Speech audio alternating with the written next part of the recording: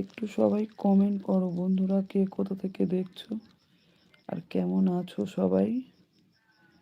দাদার পাশে লাইভ করছো, কিছু বলবে না? হ্যাঁ বাবা, বকে, খুব বকা খাই জানো, ভয়ে কথা বলি না।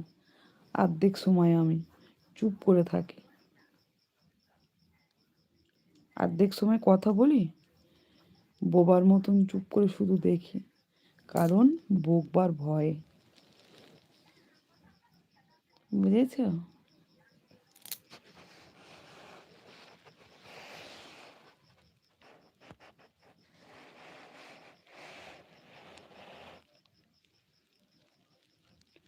বলে এসব কিছু করতে হবে না বৌদি দাদাকে।